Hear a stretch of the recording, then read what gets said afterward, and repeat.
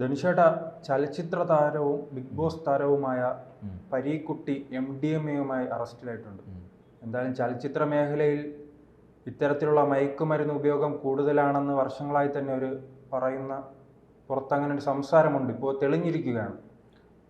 പണ്ടേ തെളിഞ്ഞതാണ് ഇതൊക്കെ, പണ്ടേ തെളിഞ്ഞതാണ്, ഇപ്പം തെളിഞ്ഞൊന്നുമില്ല.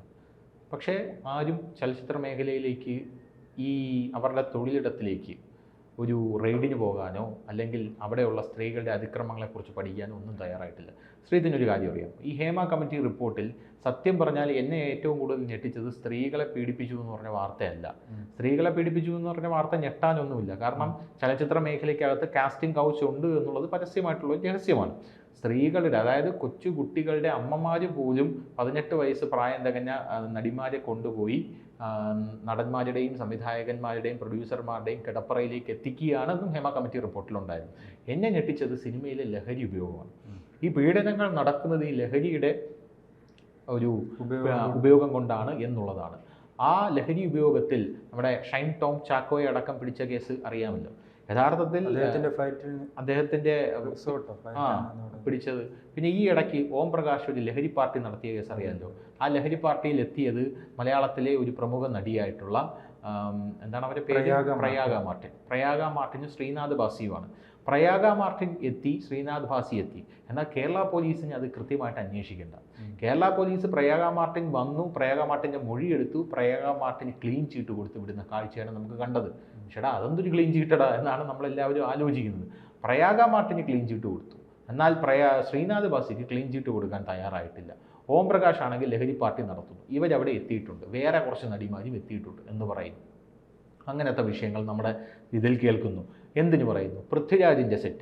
പൃഥ്വിരാജിൻ്റെ ബ്രോ ഡാഡി എന്ന് പറയുന്ന സിനിമാ സെറ്റിൽ ഹൈദരാബാദിൽ ഷൂട്ടിംഗ് നടന്നപ്പോൾ അസിസ്റ്റന്റ് ഡയറക്ടർ കോളയിൽ മയക്കുമരുന്ന് നൽകി അവിടെ ഉണ്ടായിരുന്ന ഒരു ജൂനിയർ ആർട്ടിസ്റ്റിനെ നഗ്നയാക്കി പീഡിപ്പിച്ചു എന്ന റിപ്പോർട്ടുകളുണ്ട്.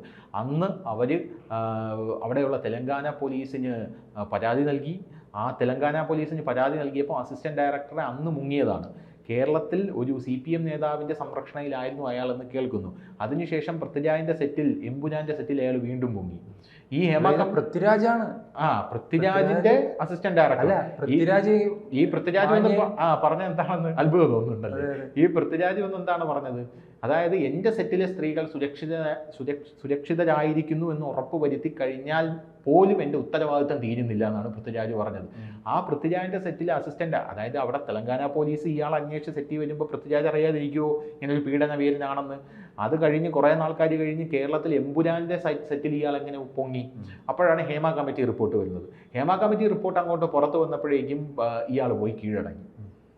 പൃഥ്വിരാജിലും മിണ്ടാനോ ഒന്നും തയ്യാറായിട്ടില്ല. അതാണ് ഇവരുടെയൊക്കെ ഇരട്ടത്താപ്പെന്ന് പറയുന്നത്. സെറ്റുകളിൽ അതിപ്പോൾ പൃഥ്വിരാജിൻ്റെ ആയിരുന്നാലും മയക്കുമരുന്ന് ഉപയോഗം ഉണ്ട് എന്നുള്ളത് പരസ്യമായിട്ടുള്ള രഹസ്യമാണ് എന്ന് നമുക്ക് എല്ലാവർക്കും അറിയാം. അപ്പോൾ ഈ ഹേമ കമ്മിറ്റി വന്നത് തൊട്ടാണ് ഈ മയക്കുമരുന്ന് റിപ്പോർട്ടുകളുടെ ഉപയോഗം നമ്മൾ കൂടുതൽ ശ്രദ്ധിക്കുന്നത്. ഇപ്പോൾ ഈ ബിഗ് ബോസിലൊക്കെ അഭിനയിച്ച ഒരാൾ, ഈ പരീക്കുട്ടി പെരുമ്പാവൂർ എന്ന് പറഞ്ഞ ഒരാൾ, അയാൾ ടിക്ടോക്കിൽ പാട്ടുകൾ പാടിയാണ് ഫേമസ് ആയത്.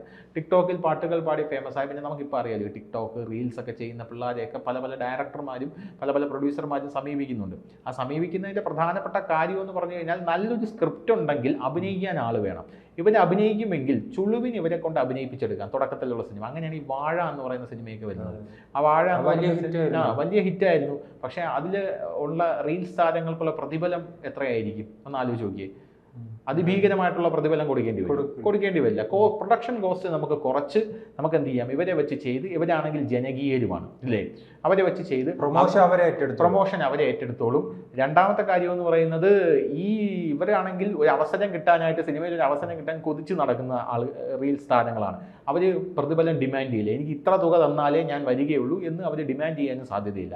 അപ്പോൾ അങ്ങനെ അതാണ് അതിൻ്റെ ഒരു ടെക്നിക്ക് എന്ന് പറയുന്നത്. പിന്നെ അവർ കയറിപ്പോണെങ്കിൽ കയറിപ്പോട്ടെ എന്നുള്ളൊരു രീതിയാണ്. അപ്പോൾ അങ്ങനെ ഉള്ളൊരു സാഹചര്യത്തിൽ റീൽസ് താരങ്ങളെല്ലാം തപ്പിയെടുക്കുന്നു. പണ്ട് ടിക്ടോക്ക് ആയിരുന്നു. അപ്പോൾ ടിക്ടോക്ക് പെരുമ്പാവൂർ എന്ന് പറയുന്ന, പരീക്കുട്ടി പെരുമ്പാവൂർ എന്ന് പറയുന്ന ഇയാൾ എന്താണ് ടിക്ടോക്കിലൂടെ വന്നു. ഒമർ ലുലു ഇയാളെ അഡ്രസ്സ് ചെയ്യുന്നു. ഒമർ ലുലു ഇയാളുടെ സിനിമയിലേക്ക് കൊണ്ടുവരുന്നു. അതിന് മുമ്പ് ബിഗ് ബോസിലൊക്കെ ഇയാൾ വന്നിട്ടുണ്ട്. പക്ഷേ ആരും വലുതായിട്ട് ശ്രദ്ധിക്കപ്പെട്ടില്ല. ഇയാൾ ഔട്ടായി പോവുകയാണ് ചെയ്തത്. ഒമർ ലുലു അദ്ദേഹത്തിൻ്റെ ഹാപ്പി വെഡ്ഡിങ് എന്ന് പറയുന്ന സിനിമയിൽ പരീക്കുട്ടിയെ അഭിനയിപ്പിക്കുന്നു. ആ പരീക്കുട്ടി ശ്രദ്ധിക്കപ്പെടുന്നു. പിന്നീട് അയാൾ കുറച്ച് ഫേമസ് ആവുന്നു. ആ ചിത്രത്തിന് ശേഷം ഏതൊക്കെ ചിത്രത്തിൽ അഭിനയിച്ചിട്ടുണ്ട് എന്നുള്ളതിൻ്റെ റിപ്പോർട്ട് എൻ്റെ കയ്യിലില്ല. എന്തായാലും അങ്ങനെ മയക്കുമരുന്ന് ചലച്ചിത്ര മേഖലയിൽ ഓരോ ദിവസം പിടിച്ചു കുലുക്കുകയാണ്. വർദ്ധിക്കുക. അതെ അതെ. ഇപ്പോൾ എക്സൈസ് വാഹന പരിശോധനയിലാണ് MDM ഉണ്ട് ഇയാളുടെ കയ്യിൽ, MDMA ഉണ്ട് ഇയാളുടെ കയ്യിൽ, കഞ്ചാവ് ഉണ്ട് ഇയാളുടെ കയ്യിൽ.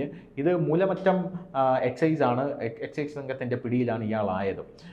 പെരുമാലിൽ ജിസ്മോൻ 24 വയസ്സുള്ള, 24 വയസ്സാണ്, 24 വയസ്സെന്നൊക്കെ പറഞ്ഞ് വളരെ ചെറിയ പ്രായമാണ്.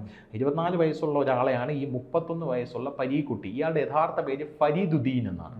ഫരീദുദ്ദീനാണ് ഇയാൾ പരീക്കുട്ടിയാക്കി മാറ്റിയിരിക്കുന്നത്. അപ്പോൾ ഇയാളുടെ കൂടെ പിടികൂടുന്നത്. ഇയാളുടെ കയ്യിൽ ലഹരി മരുന്ന് എത്ര ഉണ്ടായിരുന്നെന്ന് ചോദിച്ചു കഴിഞ്ഞാൽ ഇയാളുടെ കയ്യിലുണ്ടായിരുന്നത് ഇത്ര ഗ്രാം, അതായത് കാറിൽ അയാൾ യാത്ര ചെയ്തിരുന്ന കാറിലുണ്ടല്ലോ, ആ കാറിൽ ലഹരി മരുന്നും ഈ കഞ്ചാവ് മാത്രമല്ല ഉണ്ടായിരുന്നത്, ഒരു പിറ്റ്ബുൾ നായയും ഉണ്ടായിരുന്നു. ഈ ഇടയ്ക്കൊരു കേസ് കേട്ടിട്ടുണ്ടായിരുന്നു, ഒരു പട്ടിയെ അഴിച്ചുവിട്ട് പോലീസുകാരെ കടുപ്പിക്കാനായിട്ട് ശ്രമിച്ചു. അതായത് പോലീസുകാർക്ക് വീട്ടിൽ കയറാൻ വയ്യ, പോലീസുകാർക്ക് വീട്ടിൽ കയറാൻ വയ്യാത്തത് കൊണ്ട് ഒരു 3-4 പട്ടികളെ അഴിച്ചു വിട്ടിരിക്കുകയാണ്. അപ്പോൾ ഈ ലഹരി മരുന്ന് വാങ്ങിക്കുന്ന ആൾ നല്ല പോഷ് ലൈഫ് സ്റ്റൈലുള്ള ആൾക്കാരായിരിക്കും. അവരുടെ കൂട്ടത്തിൽ എപ്പോഴും ഒരു പട്ടിയും കാണും. അപ്പോൾ ഇയാളുടെ കൂട്ടത്തിൽ ഒരു പിറ്റ്ബുൾ പട്ടി ഉണ്ടായിരുന്നു. പിറ്റ്ബുൾ പട്ടി മാത്രമല്ല, ആ പട്ടിയുടെ കുഞ്ഞും ഉണ്ടായിരുന്നു എന്നാണ് പോലീസ് പറയുന്നത്. ഈ പിറ്റ്ബുൾ എന്ന് പറഞ്ഞാൽ അമേരിക്കയിൽ പോലും നിരോധനം ഏർപ്പെടുത്തുന്ന ഒരു നായയാണെന്ന് ആലോചിച്ചോളൂ. പിറ്റ്ബുള്ള് പട്ടിയെ വളർത്തുന്ന അമേരിക്കയിൽ തന്ത്രമായി മാറിയിട്ടുണ്ട്. അതെ അതെ അതെ, മാറിയിട്ടുണ്ട്. കാരണം ഈ വാഹനത്തിൽ കടത്തുമ്പോൾ ഈ പട്ടിയും കൂടെ കൊണ്ടുവരിക. പിറ്റ്ബുള്ള് കടിച്ചു കഴിഞ്ഞാലുണ്ടല്ലോ, അതിന്റെ ബൈറ്റ് പോലീസ് ഒഴിഞ്ഞു മാറാൻ ശ്രമിക്കൂലേ പോലീസ്. അതെ അതെ, പോലീസ് ഒഴിഞ്ഞു മാറാനായിട്ട് ശ്രമിക്കും. അപ്പോൾ ഈ പിറ്റ്ബുൾ നായ വാഹനത്തിൽ ഉണ്ടായിരുന്നത് കൊണ്ട് തന്നെ ഏറെ സാഹസികമായിട്ടാണ് ഇവരെ പിടികൂടാനായിട്ട് പോലീസിന് സാധിച്ചത് എന്നാണ് അറിയാനായിട്ട് സാധിക്കുന്നത്. അങ്ങനെയാണ് റിപ്പോർട്ടുകളൊക്കെ പുറത്തു വരുന്നത്. കാർ കസ്റ്റഡിയിലെടുത്തു. എക്സൈസ് ഇൻസ്പെക്ടറായിട്ടുള്ള അഭിലാഷ്, ഇൻസ്പെക്ടർ സാവിച്ചൻ മാത്യു എന്നിവരാണ് ഇവരെ പിടികൂടിയത് എന്നാണ് അറിയാനായിട്ട് സാധിക്കുന്നത്. പിന്നെ ഈ MDMA ഉപയോഗം എന്ന് പറയുന്ന ഈ സാധനമുണ്ടല്ലോ, ഇത് ഇന്നും ഇന്നലെയും നമ്മുടെ മലയാളത്തിൽ തുടങ്ങിയ ഒന്നല്ല എന്ന് നമ്മൾ മനസ്സിലാക്കണം. പോരാത്തതിന് ഈ MDMA ഉപയോഗത്തിൽ നമ്മൾ മനസ്സിലാക്കേണ്ട ഒരു കാര്യം എന്ന് പറയുന്നത്, ഈ ബോധവൽക്കരണം, ഈ കഞ്ചാവൊക്കെ കയ്യിൽ വെച്ച് കഴിഞ്ഞാൽ നിങ്ങൾ ഇത്ര ഗ്രാം കഞ്ചാവ് കയ്യിൽ വെച്ചാൽ മതി, നിങ്ങൾക്ക് ജാമ്യത്തിൽ പോവാം, സ്റ്റേഷൻ ജാമ്യത്തിൽ പറഞ്ഞു വിടാം എന്നൊക്കെയാണ് പല ആൾക്കാരും ഇപ്പോൾ ധരിച്ചു വെച്ചിരിക്കുന്നത്. പക്ഷേ ഇപ്പോൾ അങ്ങനെയല്ല. ഇപ്പോൾ BNS ആണ് നിയമം, ഭാരതീയ ന്യായ സംഹിതയാണ്. എത്ര ഗ്രാം വെച്ചാലും കഞ്ചാവ് വെച്ച് കഴിഞ്ഞാൽ ജയിലിടിഞ്ഞ് പുറത്ത് വരില്ല എന്നുള്ള നിയമമൊക്കെ ഇപ്പോൾ അതിലാക്കിയിട്ടുണ്ട്. അപ്പോൾ ഇയാളുടെ കയ്യിലിരുന്നത് 10.5 ഗ്രാം MDMAയും 9 ഗ്രാം കഞ്ചാവുമാണ് ഇവരുടെ കയ്യിലിരുന്നതെന്നാണ് മനസ്സിലാക്കാനായിട്ട് സാധിക്കുന്നത്. പിന്നെ ഈ മലയാളത്തിൽ ഈ മയക്കുമരുന്നിനെ ഗ്ലോറിഫൈ ചെയ്യുന്ന സിനിമകൾ, ഈ ഒമർ ലുലുവിൻ്റെ തന്നെ നല്ല സമയം എന്ന് പറഞ്ഞ സിനിമയുണ്ട്, അറിയാമോ? നല്ല സമയം എന്ന് പറഞ്ഞ സിനിമ ഇറങ്ങിയതും പൊട്ടിയതും പോയതും അറിഞ്ഞില്ല. പൊട്ടാനായിട്ടുള്ള പ്രധാനപ്പെട്ട കാരണം ആ സിനിമയ്ക്കെതിരെ വന്ന നിശിതമായിട്ടുള്ള വിമർശനങ്ങളായിരുന്നു. കാരണം മയക്കുമരുന്നിനെ സിനിമ ഗ്ലോറിഫൈ ചെയ്യുന്നു എന്നുള്ളതാണ് ആ സിനിമ.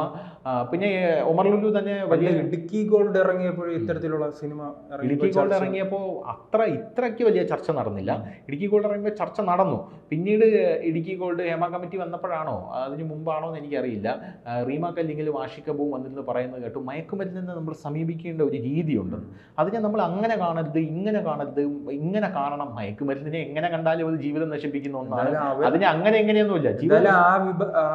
അവരുടെ വളർച്ചയാണ് എന്തായാലും ഈ മലയാളത്തിൽ കൂടുതൽ ഇത്രത്തോളം സിനിമകളല്ല, ഈ മയക്കുമരുന്ന് വ്യാപകമാവാനായിട്ട് ഈ മട്ടാഞ്ചേരി മാഫിയ എന്ന് പറഞ്ഞ മാഫിയാണ് ഇത് സപ്ലൈ ചെയ്യുന്നത് എന്നുള്ളതാണ് ഈ സമൂഹത്തിൻ്റെ ഒരു വൈപ്പ്. എന്നാൽ മട്ടാഞ്ചേരി മാഫിയ എന്ന് പറഞ്ഞ മാഫിയ ഇല്ല എന്നാണ് ഇവരെല്ലാം പറഞ്ഞുകൊണ്ടിരിക്കുന്നത്.